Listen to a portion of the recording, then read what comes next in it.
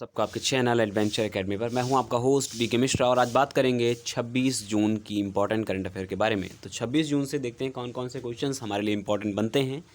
तो कुछ 25 जून से रिकैप ले लेते हैं कि कौन कौन से क्वेश्चन आपको मैंने 25 जून को दिए थे।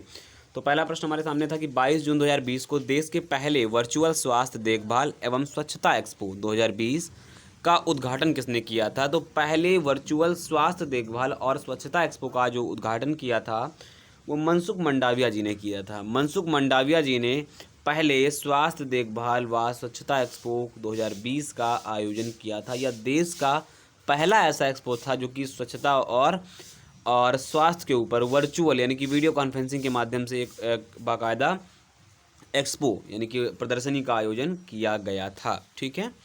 तो दूसरा प्रश्न क्या था, संयुक्त राष्ट्र लोक सेवा दिवस कब मनाया गया था। तो संयुक्त राष्ट्र लोक सेवा दिवस मनाया गया था 23 जून को। 23 जून को क्या मनाया गया था, संयुक्त राष्ट्र लोक सेवा दिवस। किस तरीके से नौकरशाह काम करते हैं उनके बारे में जागरूकता हेतु ये मनाया जाता है 23 जून को। ठीक है। आगे देखते हैं, जून 2020 में किस भारतीय को नासा विशिष्ट सेवा पदक से सम्मानित किया गया था। तो नासा के विशिष्ट सेवा पदक से जो सम्मानित किया गया था रंजीत कुमार जी को चुना गया था इसी माह जून में ही नासा के विशिष्ट सेवा पदक सम्मान से। ठीक है। अगला था कि जून 2020 में कौन गूगल क्लाउड इंडिया के नए वरिष्ठ निदेशक बन गए हैं। तो गूगल क्लाउड इंडिया के नए निदेशक बन गए हैं वरिष्ठ, उनका नाम है अनिल वल्लूरी। अनिल वल्लूरी जी गूगल क्लाउड इंडिया के नए वरिष्ठ निदेशक पद पर काम करेंगे। तो अंतिम और पांचवा प्रश्न था कि जगन्नाथ रथ यात्रा में किस भगवान का रथ शामिल नहीं होता है। तो मैंने आपको बताया था कि सुभद्रा जी का शामिल होता है, वो बहन है जगन्नाथ जी की, बलराम उनके भाई हैं और जगन्नाथ जी का स्वयं शामिल होता है। तो शामिल किसका नहीं होता, रुक्मिणी जी का शामिल नहीं होता। जो आप तीन रथ देखते हैं इनमें से भगवान जगन्नाथ का, इधर भगवान बलराम का और इधर बहन सुभद्रा का, यहाँ पर इतना तीन रथों का आगमन होता है इस रथ यात्रा में। तो आप याद रखिएगा रथ यात्रा में तीन रथ शामिल होते हैं। ठीक है, इतनी बात आप याद रखेंगे। मैंने आपको बताया था कि अगर इसकी कहानी को देखना है, रिकैप देखना है, तो 24 तारीख की करंट अफेयर को मैंने आपको बताया था 24 जून की कौन क्या ऐसी इसके इतिहास क्या है, तो उसको अगर देखना चाहें जरूर देख लीजिएगा। अब चलते हैं आज के प्रश्न के ऊपर। देखिए पहला प्रश्न है कि भारत के प्रधानमंत्री नरेंद्र मोदी जी की अध्यक्षता में अंतरिक्ष क्षेत्र में भारत की क्षमताओं को आगे बढ़ाने के लिए मंत्रिमंडल ने विभिन्न अंतरिक्ष गतिविधियों में निजी क्षेत्र को मंजूरी दे दी है। अगर आप में थोड़ा पृष्ठभूमि पर चलिएगा, अगर आप यूएस को देखिएगा, अमेरिका को देखिएगा कि अभी हाल ही में स्पेस एक्स नाम की जो कंपनी है वो बड़ा बोलबाला बना रखी है पूरी दुनिया में। अभी तक की क्या इतिहास था कि पिछला कि अमेरिका खुद या नासा खुद रशिया के बने हुए स्पेस शटल को यूज करता था अंतरिक्ष तक जाने के लिए। लेकिन अब क्या हुआ, जब से स्पेस एक्स ने अपनी भागीदारी बढ़ाई है तब से नासा के और पर निकल आए हैं। ठीक है। तो इसी तरीके से कहीं ना कहीं इसी पृष्ठभूमि पर आधार रख करके भारत ने भी निजी कंपनियां जो हैं अंतरिक्ष क्षेत्र में जुड़ी हुई उनको अब मंजूरी दे दी है। अब होगा क्या, धीरे धीरे जो स्पेस एरिया है या कहूँ अंतरिक्ष क्षेत्र है उसमें निजी कंपनियां भाग लेंगी और किस तरीके से युवा वर्ग जुड़ेगा और वैज्ञानिक वर्ग इसमें इन्वॉल्व होगा इस क्षेत्र में, तो और तरक्की होगी हमारी स्पेस जगत में। इसके अलावा याद रखिएगा स्पेस के संबंधित जितने भी मामले होते हैं उसके अध्यक्ष होते हैं प्रधानमंत्री जी। ठीक है। तो नरेंद्र मोदी जी की अध्यक्षता में काम किया गया है। याद रखिएगा कि स्पेस संबंधित मसलों में निजी कंपनियां भी पार्टिसिपेट करेंगी। ठीक है। अगला प्रश्न है कि केंद्रीय मंत्री जितेंद्र सिंह ने सीमा सड़क संगठन यानी कि BRO बॉर्डर रोड ऑर्गेनाइजेशन द्वारा निर्मित देविका और पुनेजा पुल, ये बहुत इंपॉर्टेंट रहेंगे। देविका और पुनेजा पुल आपसे ऐसे ही पूछ लेगा कहाँ हैं, तो याद रखिएगा 24 जून 2020 को उसका उद्घाटन किया गया है जितेंद्र सिंह द्वारा। अब बात करूं देविका पुल की, तो देविका पुल जम्मू एंड कश्मीर के उधमपुर डिस्ट्रिक्ट में है। यह 75 लाख रुपए से निर्मित यह जो पुल बना हुआ है, ये लगभग 70 साल से इसका मांग किया जा रहा था इस पुल की, कि 70 साल से वो कह रहे थे कि ये पुल बनवा दिया जाए देविका पुल। इस पुल की टोटल लंबाई है 10 मीटर, उधमपुर डिस्ट्रिक्ट में है, पुल 75 लाख रुपए की लागत से बना हुआ है। तो इतनी बात आपको यहाँ पे याद रखना है। दूसरा पुल था पुनेजा पुल, यह जम्मू कश्मीर के डोडा जिले के एक भदरवाह शहर है वहाँ पर बनाया गया है। इसकी लागत ज़्यादा है, 4 करोड़ रुपए है और यह पुल 50 मीटर लंबा भी है, उससे 40 मीटर ज़्यादा लंबा है। तो याद रखिएगा JNK में दोनों पुल बने हुए हैं और JNK वर्तमान में UT है, केंद्र शासित राज्य है। ठीक है, याद रखें। और BRO द्वारा इसे निर्मित किया गया है। चूँकि मैं बता दूं जितने भी बॉर्डर एरिया हैं उन पर सब पर सड़क का काम या पुल का काम कौन करता है, बीआरओ ही करता है और इन पुल का मुख्यतः उपयोग सेना के लिए ही किया जाएगा। ठीक है, याद रखिएगा। अगला प्रश्न की ओर चलते हैं। डॉक्टर हर्षवर्धन ने एक मोबाइल एप्लीकेशन ई ब्लड सर्विसेज को लॉन्च किया। यह एप्लीकेशन काम क्या करेगा? तो ये एप्लीकेशन मेन रूप से भारतीय रेड क्रॉस सोसाइटी की एक पहल है। क्या पहल है? इस एप्लीकेशन के माध्यम से सरकार का जो उद्देश्य उन लोगों की चिंताओं को समाप्त करना है जिनको नियमित रक्त की आवश्यकता होती है। बहुत सारे ऐसे रोग हैं जिनमें क्या होता है, नियमित रक्त की आवश्यकता होती है। ठीक है, अब ऐसे रक्त के लिए क्या किया जाएगा, सारी संबंधित व्याख्या इनको इस एप्लीकेशन पे मिल जाएगी। कौन व्यक्ति डोनेट करना अगर चाहे तो यहाँ पर डोनेट कर सकता है आकर के, अपनी बात रख करके अपना हॉस्पिटल में जा करके। यहाँ पर सारा ब्यौरा आपको मिल जाएगा इस एप्लीकेशन पे ई ब्लड सर्विसेज में। ठीक है, तो ये एप्लीकेशन हमारे स्वास्थ्य मंत्री डॉक्टर हर्षवर्धन जी ने लॉन्च किया है। तो इस एप्लीकेशन का नाम जरूर याद रखिएगा, बहुत इंपॉर्टेंट है आप सबके लिए। ठीक है, चलिए अगला प्रश्न देखते हैं। अगला प्रश्न हमारा है कि रिलायंस जियो टीवी और हरियाणा सरकार ने 5.2 मिलियन 5.2 यानी कि 52 लाख स्कूली बच्चों को लाभ पहुंचाने के लिए एक समझौते पर हस्ताक्षर किया है। किसने? रिलायंस जियो टीवी और हरियाणा सरकार ने। क्या काम करेंगे ये प्रमुख रूप से ग्रामीण बच्चों के लिए एक विशेष सेवा है। इसमें है क्या, हरियाणा के जो सरकारी और निजी स्कूलों के संयुक्त 52 लाख बच्चों को क्या कराया जाएगा, जियो टीवी के माध्यम से कहीं ना कहीं घर पर रहकर ही शिक्षा उपलब्ध हो पाएगी। तो इसीलिए हरियाणा सरकार यानी मनोहर लाल खट्टर सरकार ने और रिलायंस जियो ने क्या किया हुआ है, टीवी ने एक समझौता किया हुआ है कि बच्चों को पढ़ाई घर पर रहकर ही हो सके। तो 52 लाख बच्चों को सीधा इसका लाभ मिलेगा। तो कह सकते हैं कि बहुत बड़ा प्रोग्राम रहेगा ये। ठीक है, चलिए अगला देखते हैं। विदेश मंत्रालय ने, प्रश्न को बहुत ध्यान से देखिएगा, विदेश मंत्रालय ने इस्लामाबाद में भारतीय उच्चायोग के कर्मचारियों की संख्या 50% कम करने के लिए, यानी कि आधी कम कर देंगे। कहाँ पर?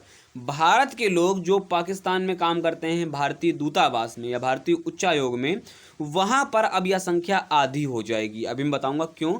और साथ ही नई दिल्ली में जो पाकिस्तान का उच्चायोग है यानी कि पाकिस्तान की जो एम्बेसी है, वहाँ पर भी 50% कमी करने के लिए कहा गया है। यानी कि 50% पाकिस्तान कम करेगा अपनी एम्बेसी से और 50% इंडिया अपनी एम्बेसी से कम करेगा संख्या बल को। याद रखिएगा, वियना समझौता एक होता है, इसमें जो अपने कर्मचारी होते हैं, किसी भी कर्मचारी को यहाँ पर क्षति नहीं पहुंचा सकती। लेकिन अभी हाल ही में पाकिस्तान के इस्लामाबाद में 2 भारतीय जो उच्चायुक्त में दूतावास में काम करने वाले व्यक्तियों को अगवा किया गया था।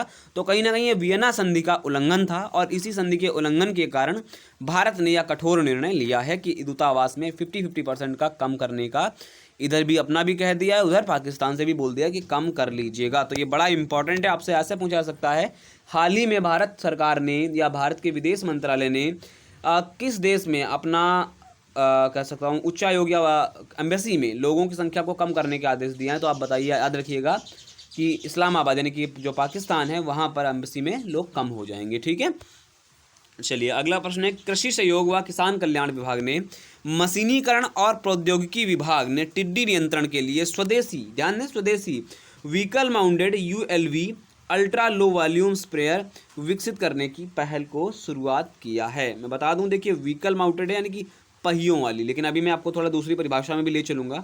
ठीक है, ये एक तरीके का वाहन होगा जो क्या करेगा, टिड्डियों को नियंत्रण के लिए स्प्रे करके टिड्डियों के क्षेत्र को कम करने का प्रयास करेगा। कुछ ऐसी दवाइयों का प्रयोग किया जाएगा जिससे कि टिड्डियाँ दल हमला ना कर सकें। ठीक है, इसका अगर विकसित इस प्रोटोटाइप के परीक्षणों का सफलतापूर्वक परीक्षण हो चुका है। इस चीज़ का कहाँ हुआ है, तो राजस्थान के अजमेर और अजमेर जिलों के आसपास ये परीक्षण हो चुका है vehicle mounted ultra low volume sprayer का। ठीक है, तो अब मैं आपको एक चीज़ दिखा दूँ, ये आपका ड्रोन देख रहे होंगे आप। ठीक है, ये अल्ट्रा लो वॉल्यूम ये एक तरीके का ड्रोन है। जिस तरीके आप छिड़काव देख रहे हैं ना, ये छिड़काव हो रहा है फसलों के ऊपर, इससे क्या होगा, टिड्डी दल का जो बचाव बहुत ज़्यादा हो जाएगा, टिड्डी दल हमला करने में थोड़ा सा अक्षम रहेगा। ठीक है, इसी तरीके से एक व्हीकल निर्मित एक यानी कि पहियों वाली एक गाड़ी का भी निर्माण किया गया है जो कि बेसिकली काम टिड्डी नियंत्रण के लिए करेगा। लोकस्ट का जो आप हमला देख रहे हैं, यानी टिड्डियों का जो हमला देख रहे हैं, वो पाकिस्तान से आई हुई, सिंध प्रांत से आई हुई टिड्डियाँ हैं जो राजस्थान, हरियाणा या फिर गुजरात के जो पश्चिमी क्षेत्र है वहाँ पर खासा हमला करने को फसल चौपट दिखी बहुत। ठीक है, हालांकि यूपी तक रही, यूपी के बांदा तक की टिड्डियाँ आई।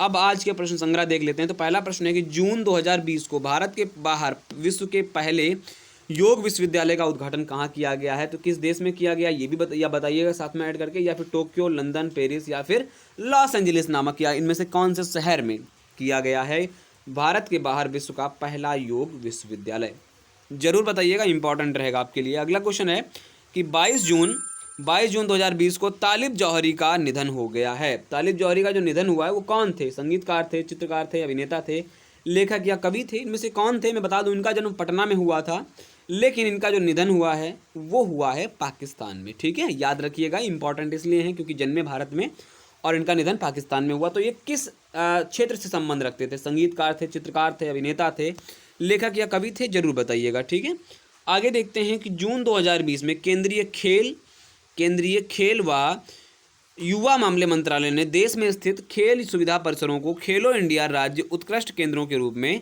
स्थापित करने का निर्णय लिया है।